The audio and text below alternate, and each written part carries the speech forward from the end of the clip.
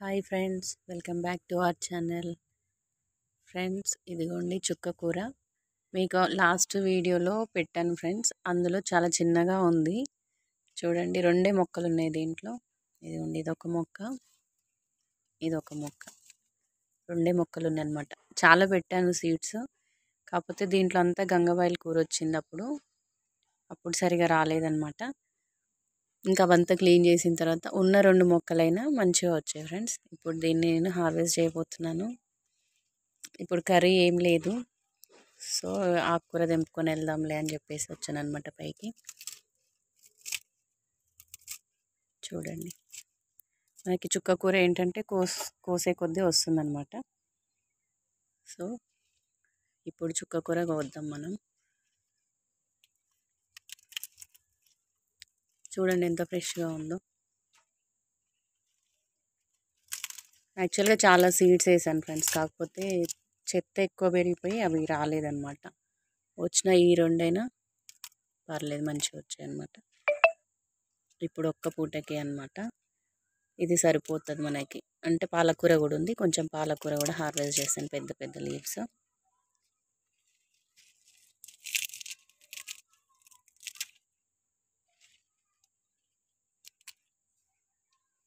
చూడండి ఫ్రెండ్స్, ఉన్న రెండు మొక్కలకైనా ఇంత వచ్చిందనమాట.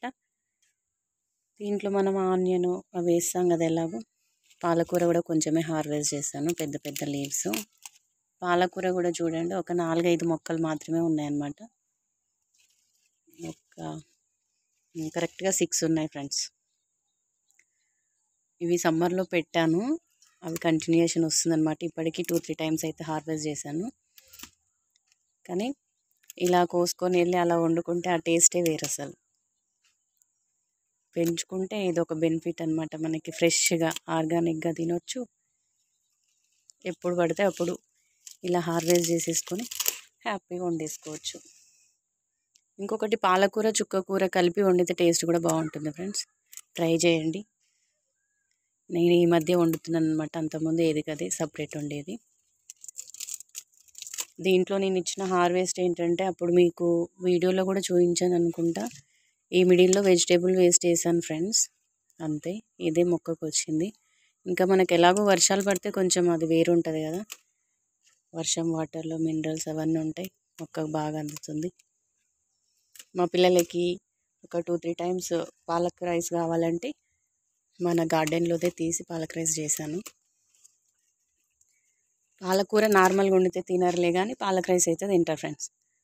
ఏదో ఒక రకంగా తిననైతే తింటారు కాబట్టి మనం చేసి పెట్టాలి. ఇప్పటికి ఇది చాలు ఫ్రెండ్స్. ఇప్పుడు ఇంట్లో ఇద్దరమే ఉన్నామన్నమాట, మా ఇద్దరికి ఈ నైట్కి సరిపోతుంది. చూడండి,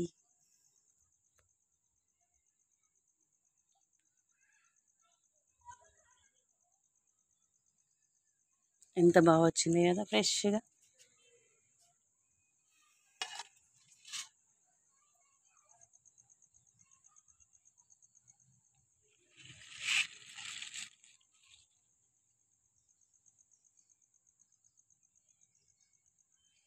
ఎంత నీట్గా ఉన్నాయో లీవ్స్ కూడా.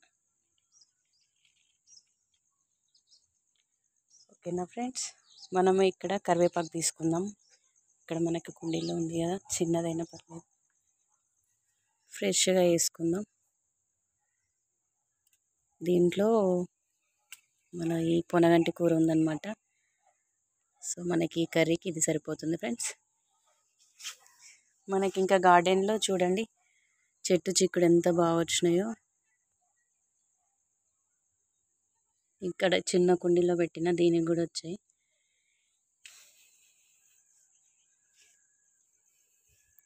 చూడండి ఫ్రెండ్స్.